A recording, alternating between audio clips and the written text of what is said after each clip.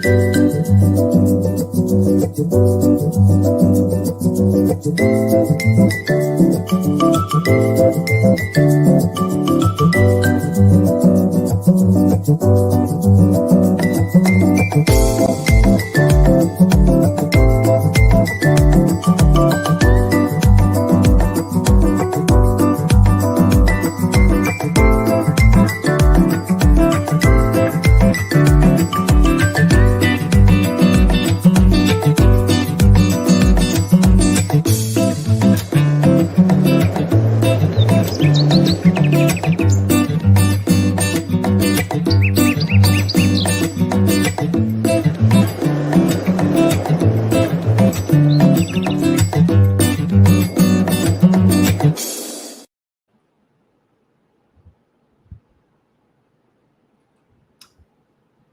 hello, Muller, and you're on mute.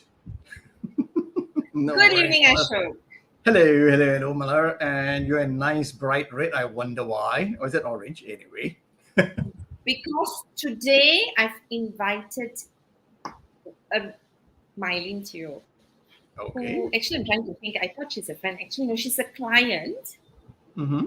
and I thought she's a friend. So she's a client, and Right. I've been chasing her for the last 2 years, like how people chase storms, because she's a calm storm. So you don't know when she would say yes, and she finally said yes. And so, to make sure that I represent Storm very well, I'm wearing red today, okay? Right. So she's coming in. Mye Lene Teo is coming in for our show today, which is Leadership in Flow Asia. This is our second show in April, episode 15, I think. So our theme for this month is value-driven relevance. And today we're going to be talking about a culture of well-being. We care while you perform.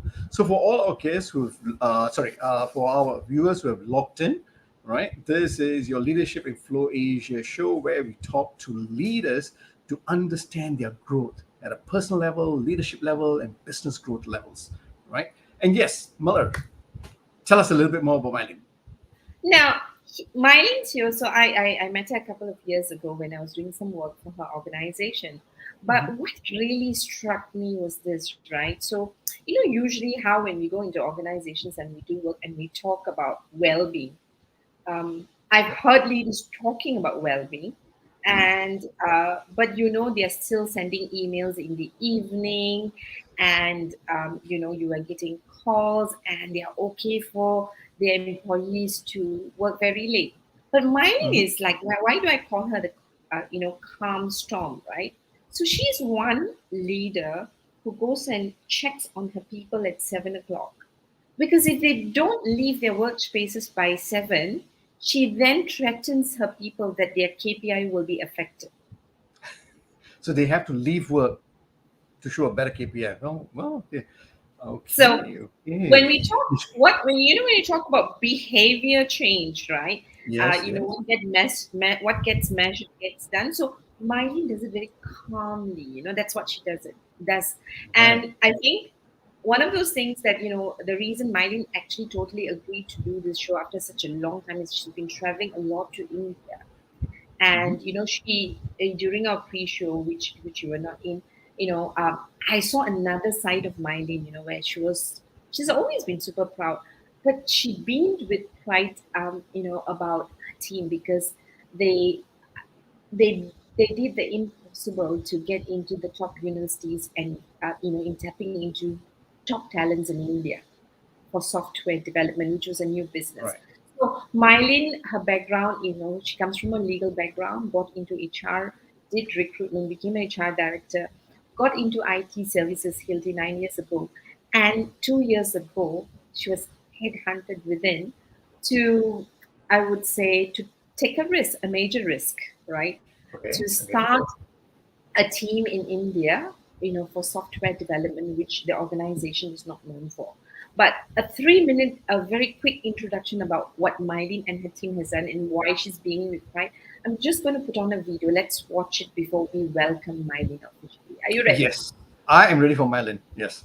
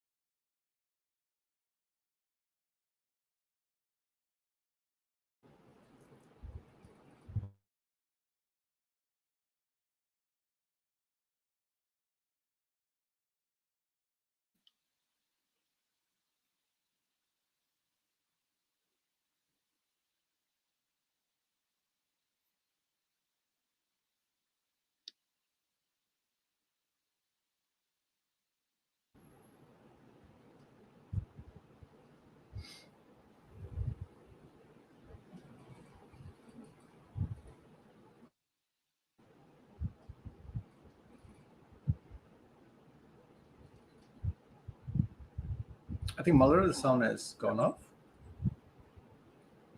Yeah. No Can you hear me worries. now? Yeah, yeah, yeah, I can hear you. Let's bring Mye Lene in and complete that video. Oh, sorry, Mylene. No problem. Every time I see that video, I just get goosebumps because that was just that whole 2 years worth of work into that one video, and I'm superly proud of it. But Mala, thank you, and Ashok as well. Thank you very much for having me on today. And yeah, Mala, I think you give me more credit than really, honestly. But thank you. So you saw that calmness coming through, Ashok? Yeah, yeah, yeah, I did, I did, Yeah. I did. Let's hope you experience the storm too, which I'm sure you will. But before that, I am so excited by the comment that has come in all the way from London because it Oh, gives wow. me great joy. Shamini Sudan, our co-host who didn't get to see you, is dialing in from National Gallery, London. And Wow. she says, for her, it is motivation, orange.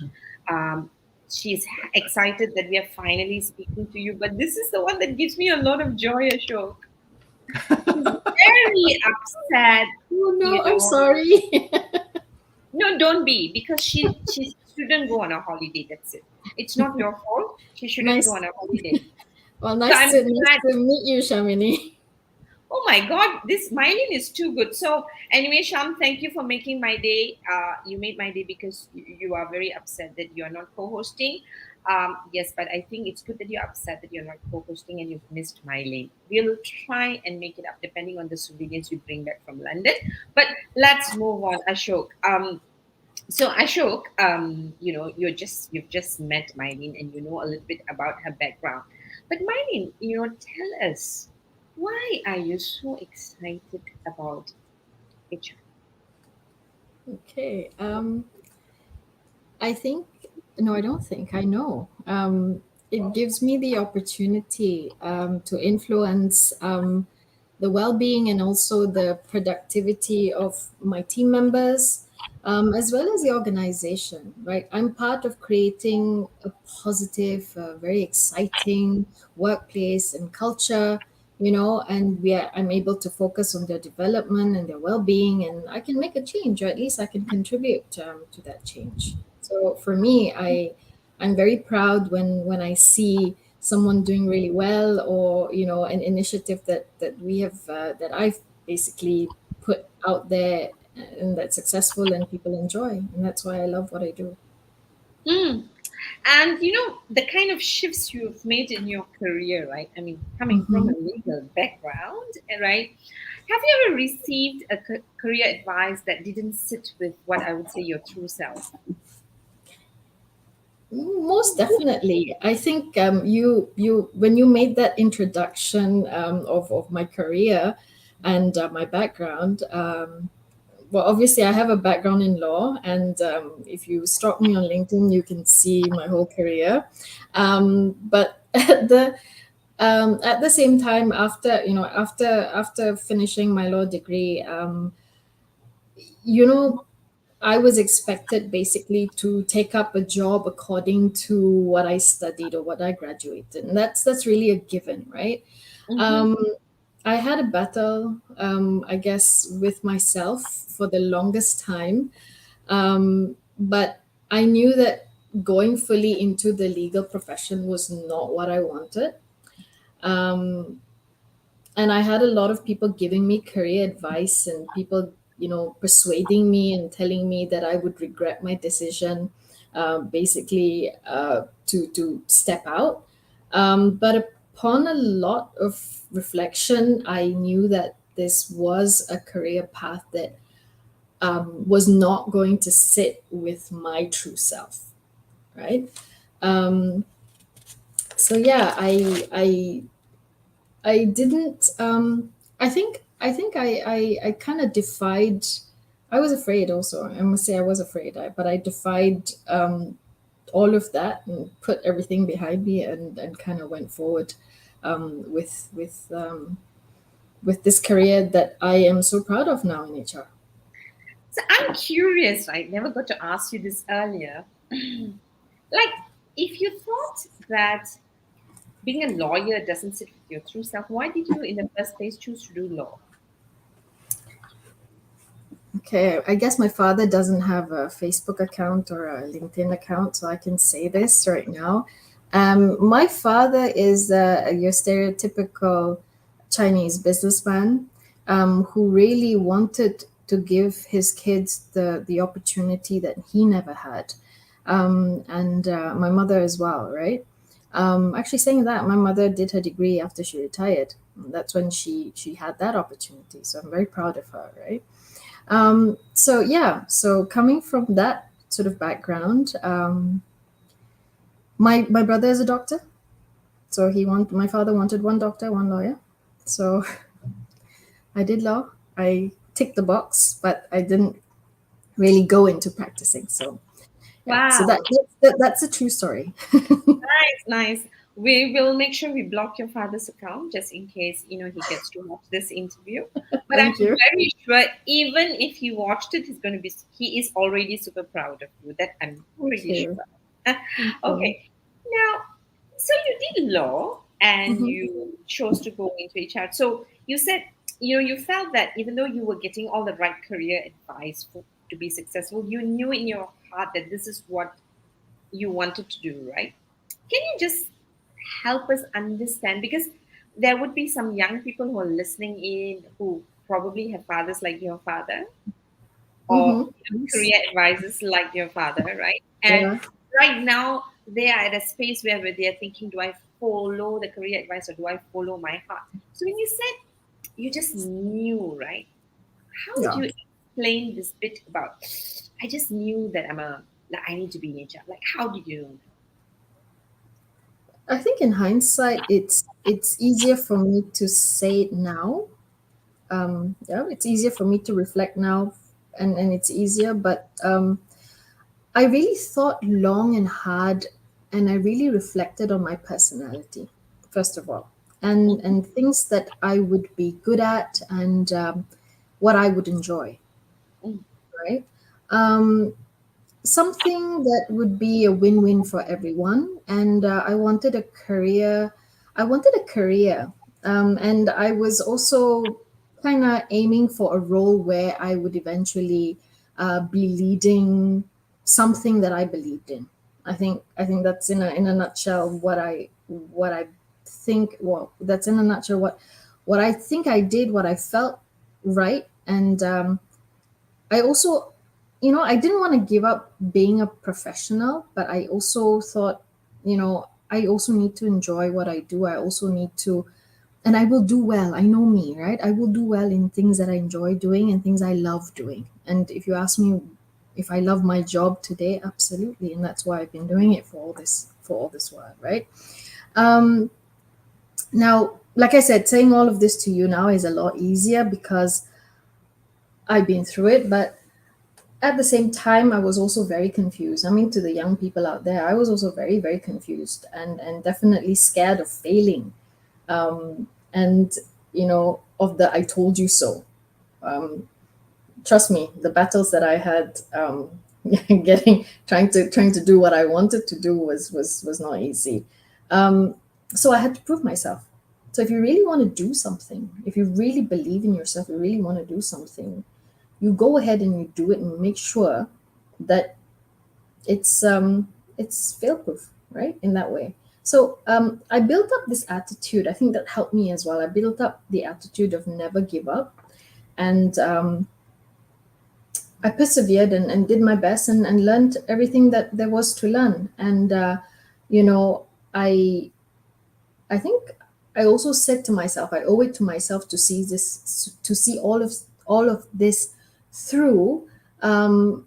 If I really believed in it, and if it's something that I really wanted to do. I think that's it. It's having the confidence and having the belief, and then telling yourself, listen, Mhm. do it and do it well. Oh, nice, nice. You've given us a whole load of what you call it. What does it mean to both be in flow states and give out optimal performance or Mhm. finding your EPI. So, you've actually just said, how important it is for you to listening to yourself and know what you're good at. But you've also reminded us it's not just what you're good at, but if you decide to do something, go and learn everything that you need to learn about the job so that you Yes. get very, very good at it. And you can become extremely successful while checking in with yourself to make sure that it aligns with your belief and your values and not compromise on who you are as a person. So I think you've just given us a lot there. Now, having said that, you're right. While you were confused, you kept listening into yourself. But with every big decision, there is a price to pay. So, what is the price you think you've paid for sticking in with what you want to do with your values? She's laughing. Oh. Okay. The price I paid, I mean, the price I paid for a long time was, um, a lot of talk, right? A lot of talk in my ear about how mm, I think they were watching. A lot of people were watching, and it took me a while to get where I I've gotten to today. Um, but the price I had to pay was basically, gosh, I remember working 12 to 14 hours a day in my early HR career, and that time I had just started a role in HR, and I was that role wasn't quite defined, right? So I was doing literally everything in HR. I had to do everything in HR, and I had, you know, and I was so fresh, and hence I think at that time, many many years ago, if you were fresh in your job, you really get everything put on your table, right? Um, but I learned a lot, and I learned it the hard way. Um, but then I've carried that invaluable learning with me. And for me, I think there's absolutely no substitute for hard work and perseverance. Um, yeah, and um, I stuck to my values. Um, I stuck to my values, and I pushed through. Um, the price that you have to pay for this is basically having no time to do anything else but work.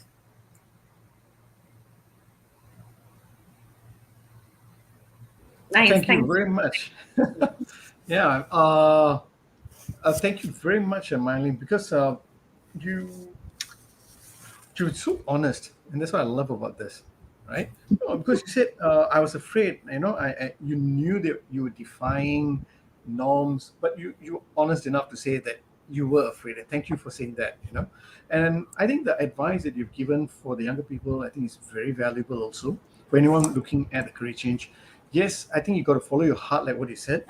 Uh, you talk through long and hard, but your defining question was, what will I really enjoy? Because you knew yourself. If you're going to jump into something that you're going to love, enjoy, you're going to excel. Yes, but you need to put in the effort.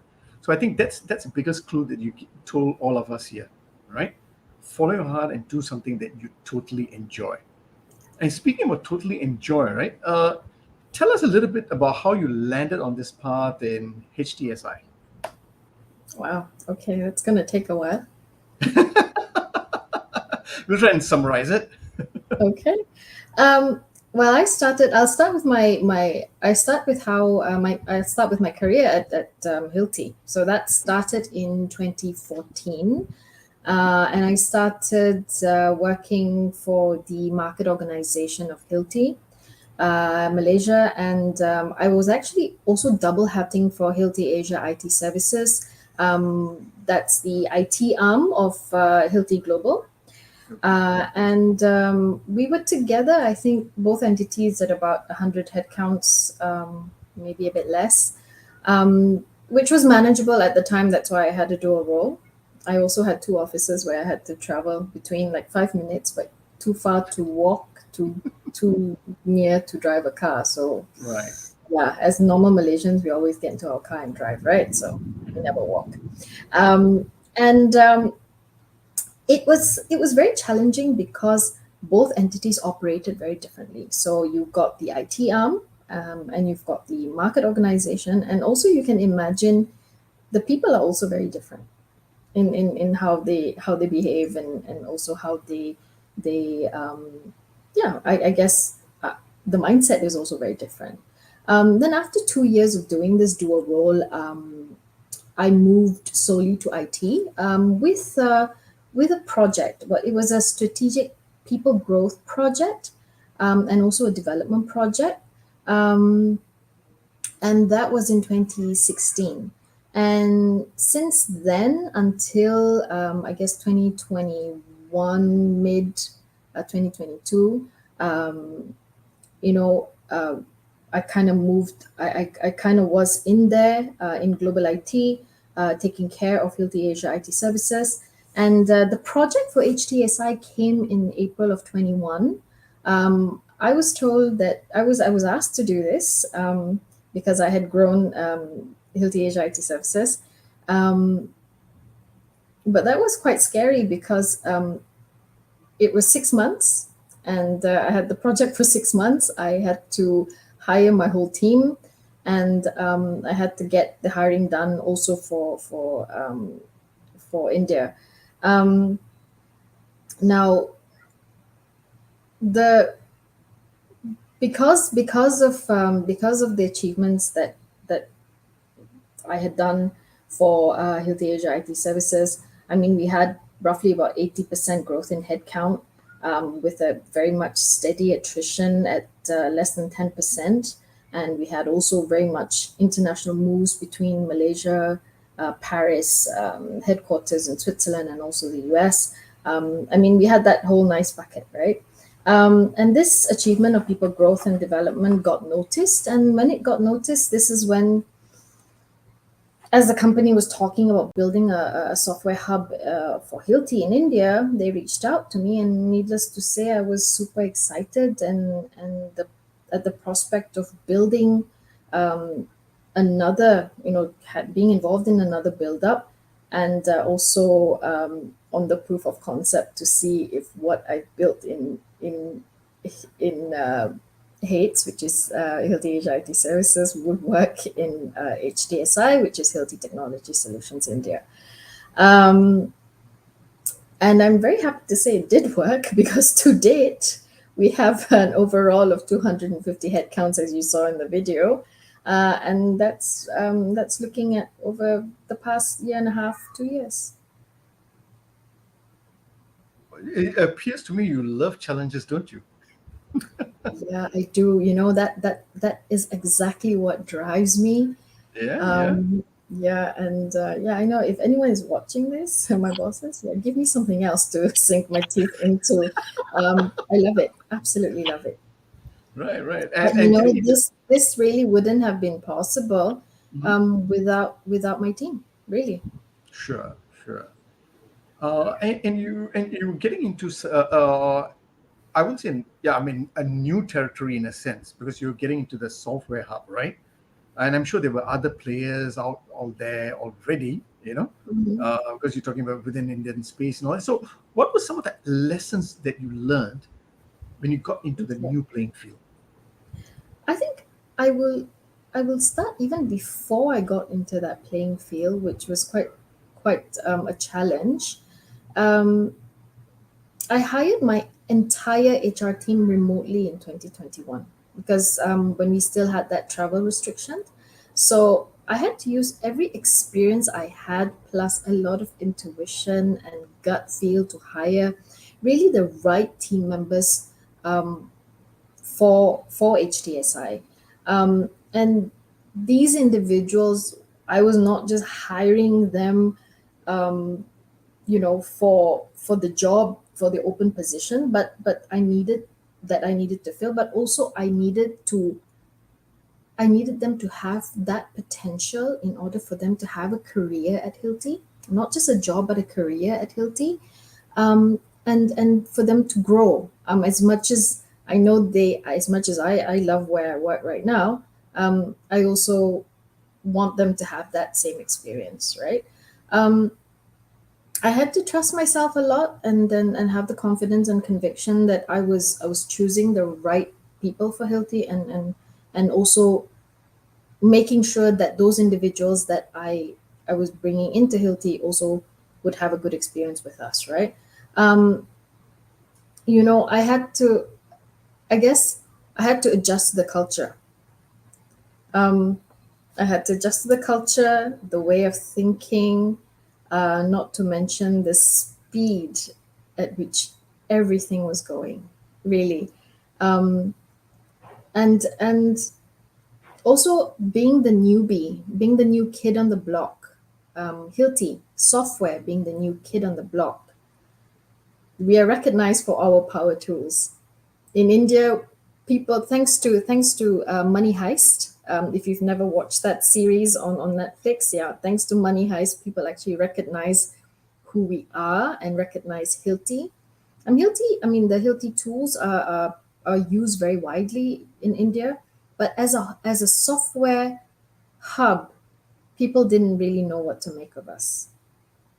So that was also, yeah. Yeah, I mean, I can imagine, right? Hilti, you define Hilti differently, and then it's like, huh? Software? What are you guys trying to do? Is it Yes, right? exactly, exactly, It, exactly. it it's not only just shifting mindsets of the public, but even the people who come in, right? It was that's why you said you had to shift a lot of the culture, adjust to the culture and the speed in how fast you bring this proof of concept to the market itself.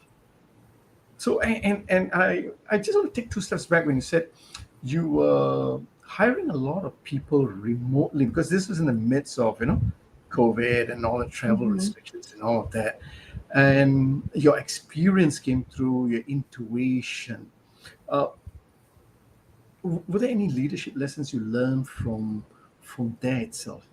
What are some of the wins you had, some of the pains that you went through? Um, Gosh, where do I start?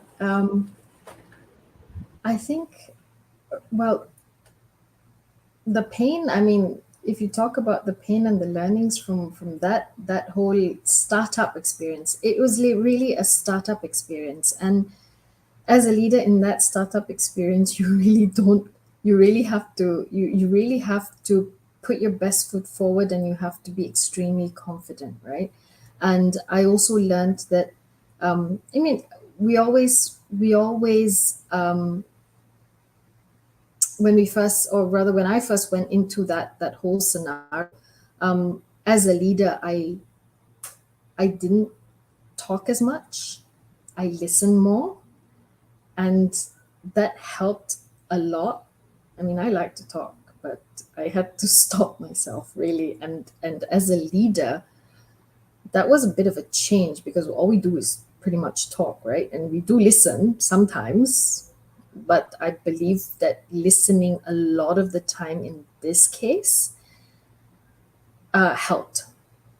It really did help. And just watching, observing, before doing anything, was for me something that was very humbling, because I was an expert in what I was doing. I was building, and I built, and I was there, right? But going to a new entity, your proof of concept may work, but it's a completely different culture, different people, different speed, different challenges. Nobody knows your brand when it comes to software. So you really, I mean, for me as a leader, it was a very humbling experience. And it was also an experience where I, I had to listen more than I spoke. And I had to learn from those who I hired, actually. Thank you very much. I Yeah. mean, So you saw? Did you see bits of the storm coming through, Ashok?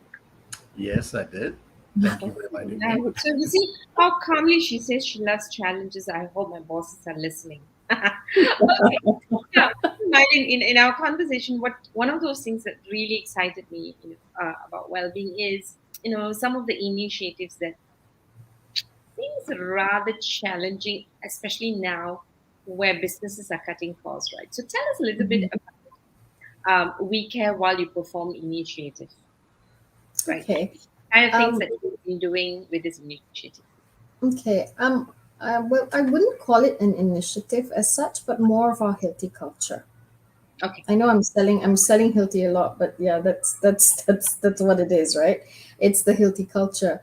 I mean, we are a very much performance oriented and caring organization and caring culture, right?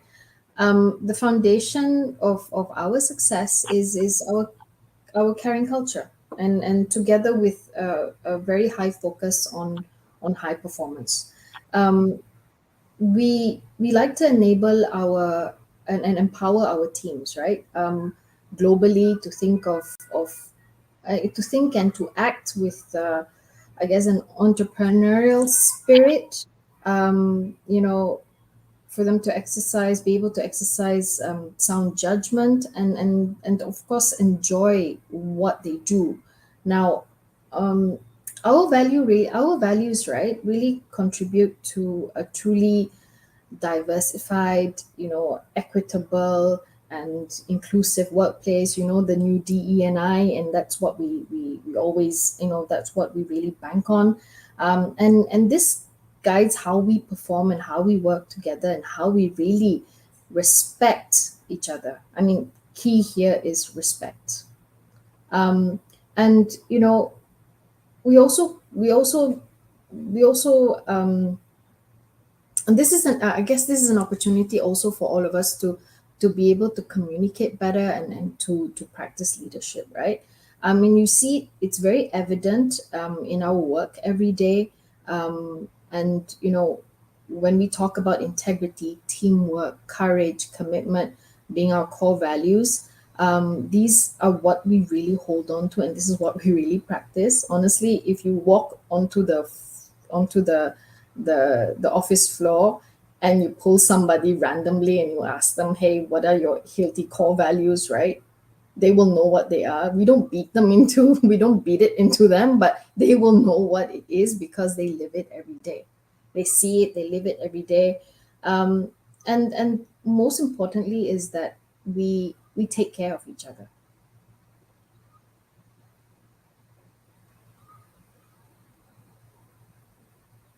You're dumbfounded, Ashok. Are you? No, I like that. I like whatever I'm hearing. We take care of each other. Go on. Yeah. I know you have a question for her before I start mine. Yeah, yeah. No, I mean, so it's how she churns out the core values and the pride that comes with that. So so I like the fact that your whole culture, you say it's not an initiative, it's a culture, it's the way we live, it's the way we breathe, Mhm. it's the way we talk and walk, because we've internalized it. Even though you say you didn't beat your people up to it, that they're able to talk about the values because we walk the talk, because we've internalized it. Yes. And that we care for each other, which is fantastic, right? But what I also hear is some of this spoiling the market um, Yeah. i- Okay. initiatives that you all have, which I think, I mean, for me, it was new. So tell us Mhm. the thinking behind including parents and in-laws, I believe, in your group insurance Okay. first. Okay. I Yeah. want to migrate to Pune. You're more than welcome. You're more than welcome. Yeah, we did spoil the market a little bit, I must say, but we had to have some kind of differentiation, right? Some kind of differentiation. We had to be different from our competitors. I will not name them, but yeah, we had to have some sort of differentiation. And yes, we have a one of a kind, best in class coverage for our team members and their families in HTSI. The annual medical coverage is, if I say it in INR, it's like 50 lakhs. And for hospitalization, and we have 15 lakhs additional for critical illnesses, and everything is managed on a mobile app, and it's really reimbursements are like 72 hours average payment cycle. So this is like super efficient, and that's super a lot of money for an organization to put out. Um, We include the family and especially the parents or the parents-in-laws, because it's a very important aspect. I mean, I look at my parents and I look at my in-laws, right? I just think um, my I would love for them to be covered. If they are covered, if they are covered, I mean, my family, well, my family, right? If my parents or my parents-in-laws were covered, that would take a lot of burden off me, right? And it's that concept that we applied. um, and while we take care of our team members, we also care for their families, and we take away that burden. Because if everybody is taken care of medically, and that's now the modern worry, right? Especially after COVID, or COVID's still around, right? During the COVID, and really now it's still going on, and God knows what we will have next. At least the worry for the team member is alleviated. um, because we say we care, right? So how can we care for you and not care for your family? I think that was our philosophy. Nice, nice. And you know what? I don't think I've heard of very many insurers, group insurance covering in-laws, and I think a lot of if there are any insurance representatives or organizations, piping in today, I think that's a leaf you got to take off this page, and that really shows that you care. It really shows, because when you were saying earlier, we really take care of each other. I can see how this comes out as a real demonstration of the leadership example. You know, now I like that culture of we care. So that's very very heart centric. At the same time, you guys are a new business, right? Where the pressure, I assume there are going to be pressures on your revenues. Your top lines. Yeah. How do you then balance both? Because it's you caring, but it's also about performance. So what are the things that you all do to balance that, or do you all um drop the ball somewhere, or how do you keep maintaining the momentum? how do we keep that momentum? I think we but I hope I'm answering this correctly, right? We we make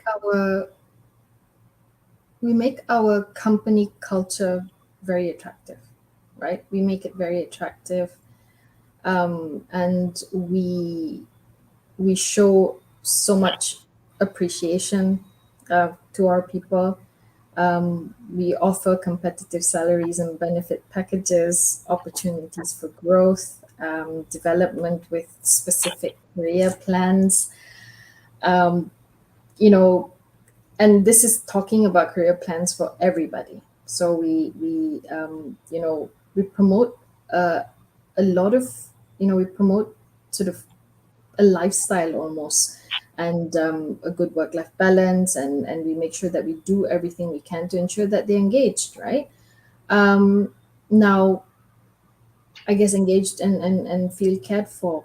And these are the things that we put out there when we started to engage with the people out there, and engage with the universities and top product organizations, in promoting our software brand, basically.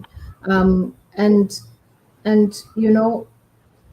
the cost, we're talking about the cost, right? In order to attract and retain, um, this cost for care, I believe, right, is essential.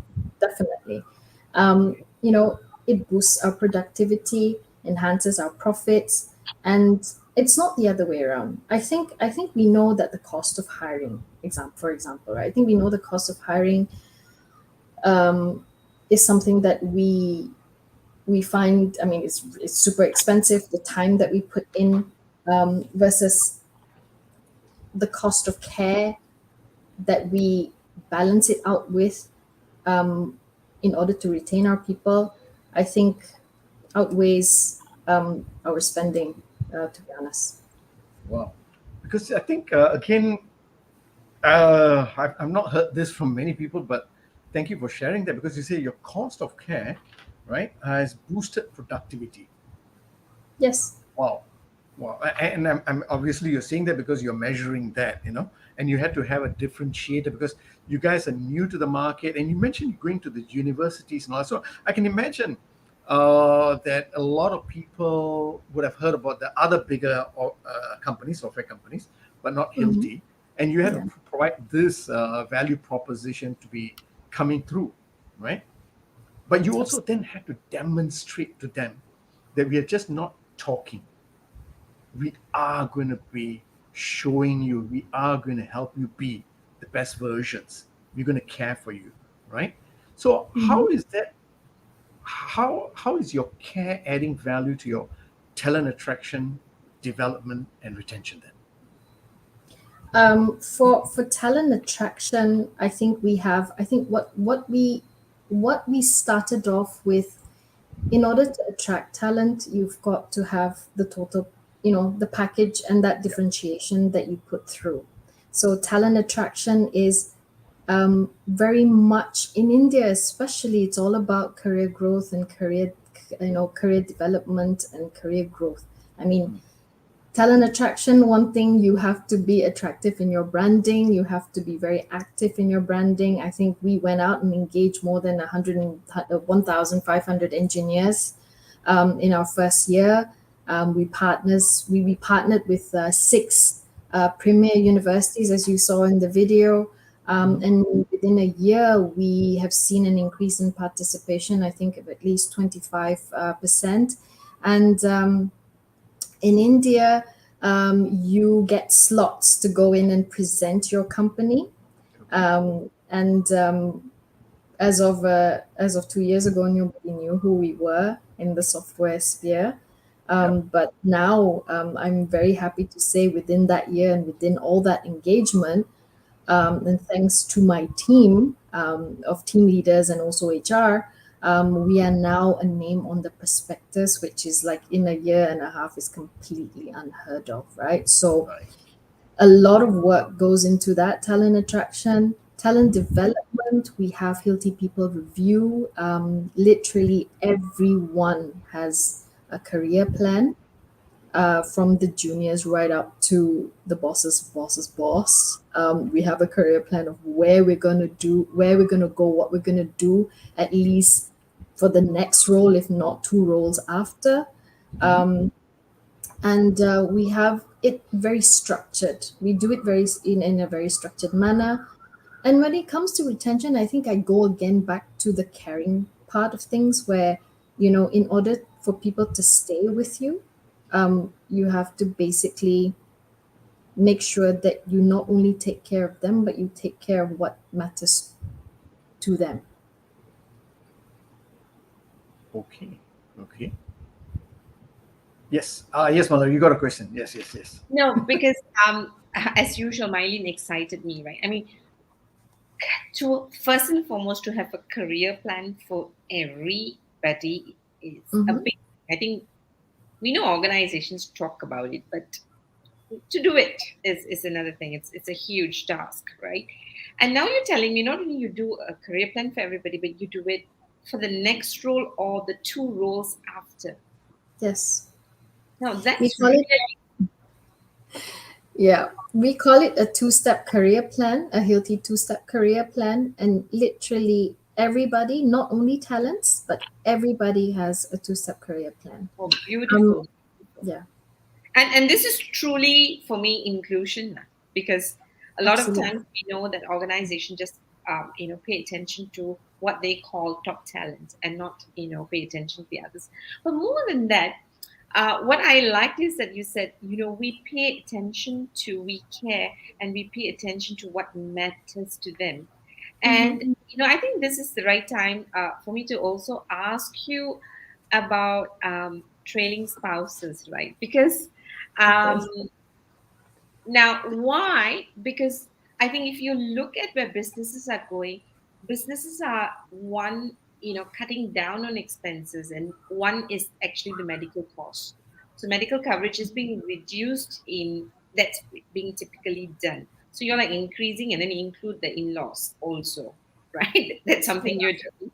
And now I also like to I want audience to hear about how Hilti thinks about spouses and how you show care to spouse to support the employee. So tell us a little bit the thinking behind this, please. Okay.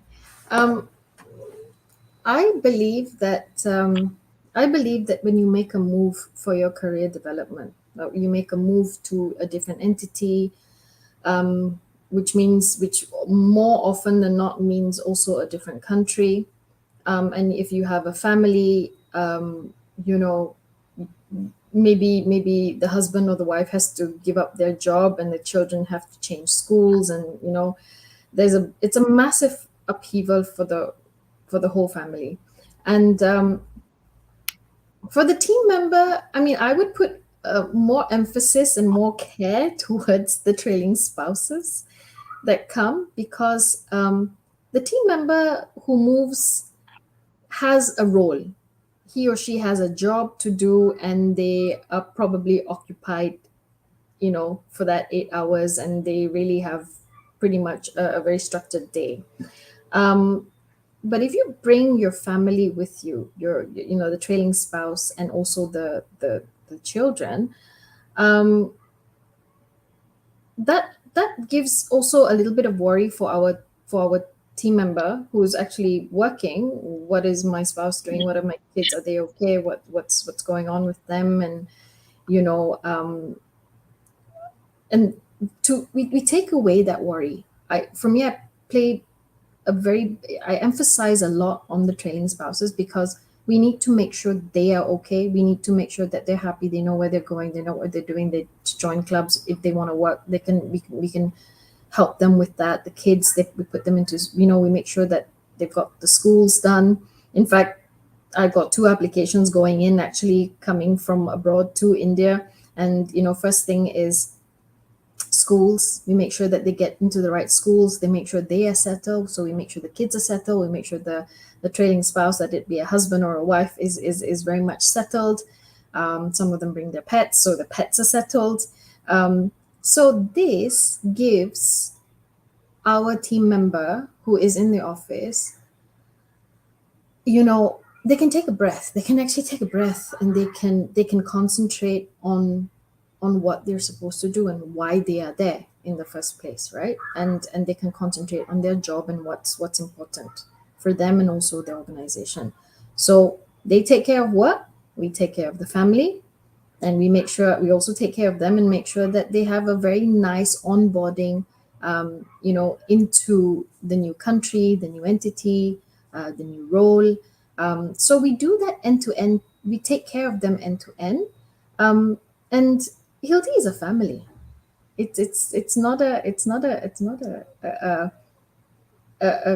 it's a company, but really we call it a family, and we call it the Hilti family. So yeah, if you're in our family, we make sure that you're good, that you're well taken care of. Wow, wow. I love that. And you know what I'm hearing consistently that is coming out from you, Mye Lene, is you provide your family, your healthy Mhm. family, with a peace of mind. That's what I'm Yes, constantly hearing. absolutely. It's a total peace of mind, So at least they don't have to, because you're taking away the worries not only about the in-laws, wow, the spouse, the children, and up to the pets. It's Yeah. to that level. I mean, that to me is amazing. Which then brings up a question for me. How do you then deal with the argument that this care culture, which is a cost, we all know that, Mm-hmm. right? That it is reducing profits, right? It aims to do the profits as well. Because from the business owner's point of view, right, it is Mm-hmm. about the revenue. Mm-hmm. I'm looking at my bottom line, my profits, Mm-hmm. right? Mm-hmm. But this is a cost. So how do you then deal with the arguments?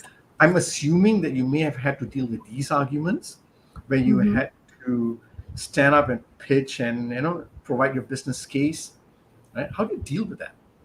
Actually, not. You don't have Actually to. not.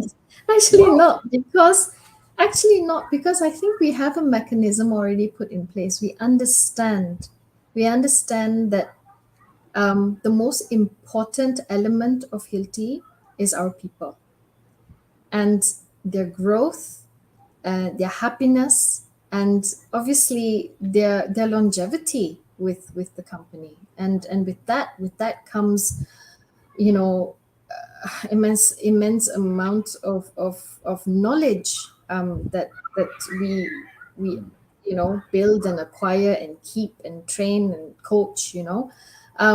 So, to say it quite bluntly, it's a no-brainer spend to bring some, to care for your people. So if your people are healthy and they're happy, productivity is amazing. And if you care for people moving across, I mean, we love doing cross location moves, because then our people are, their minds and their horizons are widened, and these are the next leaders for us in the Right. organization. So really, that cost of moving, or the cost of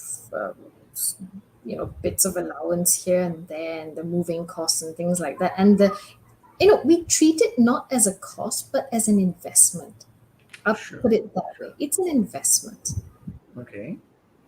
No, I hear that. I hear that, and I have a slightly different point of view, right? Because I think you're in that space where, for you, it's like, hey, this is logical. We understand. Everybody gets it that it's about the Yeah. people. But I think that did not come immediately. It must have come over time. It's a culture, right? That Hmm. what has been steeped with evidence over the years, Yes, and that for is sure. why, yeah, because it wouldn't be just overnight. It's only because it has been steeped in culture. There's enough evidence, and to you, it's like, hey, sorry, it doesn't make sense. This is it. This is the only way. You know. Yes. And I wish. And how do you have any advice for organizations to get there as fast as possible?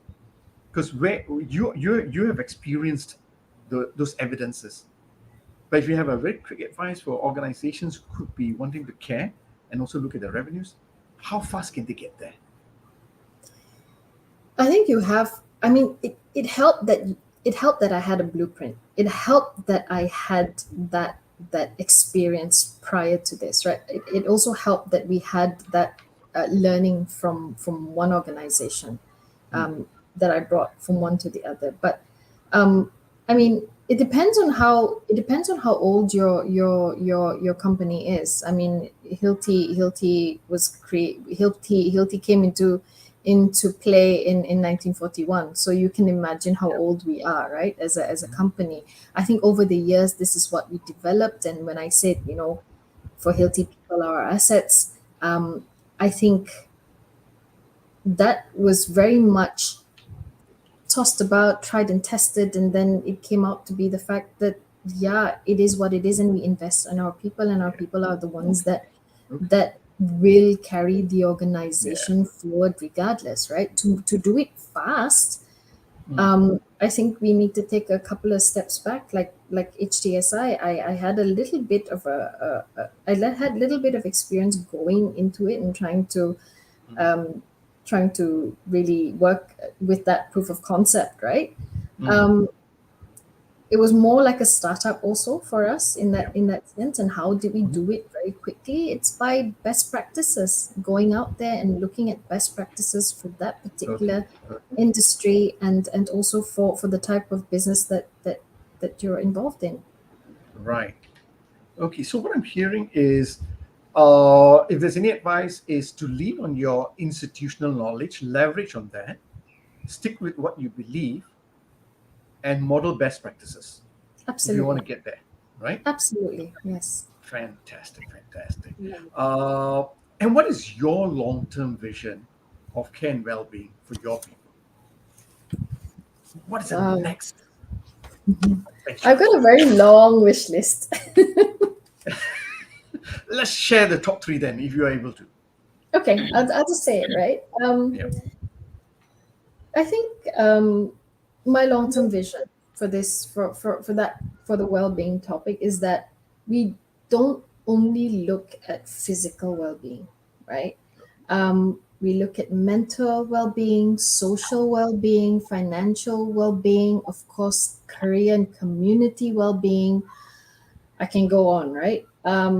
Right now we have things like hybrid work. We have, we're trying to create more nurturing and inspiring environment after COVID. You know, everything has been turned inside out, upside down, and everyone's, we're all trying to collect ourselves. So, making sure that the employee experience becomes a priority. This is what I this is what I wish for. This is something that I want long term. That the employee experience becomes a priority, and that experience has to incorporate all of these things that I've just said. So the employee experience must be the priority, Absolutely. and it's being about the total person. Yes. Okay. Muller, you're smiling. So, did you experience the storm after all, Ashok? She's back to that, isn't it? I just wish I had more time to ask more questions. Yeah, exactly, and that's why we're not giving you more time. But I want to disagree with Ashok when he asked you. I think what is different about what Mye Lene is sharing in a very calm way is that there are just loads of research that putting people first puts your business where it needs to be, where it should be, where it will be. There's just a lot of research around why people are our most important assets, right? And I think what Mye Lene has ideally demonstrated is that despite the normal work pressure, business pressures that we get, Hilti has a culture that followed best practices that all of us know, but they didn't give in to the pressure because they stayed focused on the people. Right. And I think that is something that is resonating with me, that's loud enough. And I'm glad Mhm. you're on our show because I think this is what we need to hear more because you are very clear that people are not cost, people are assets. And when we look after assets, the return of investment will show up on its own. Absolutely.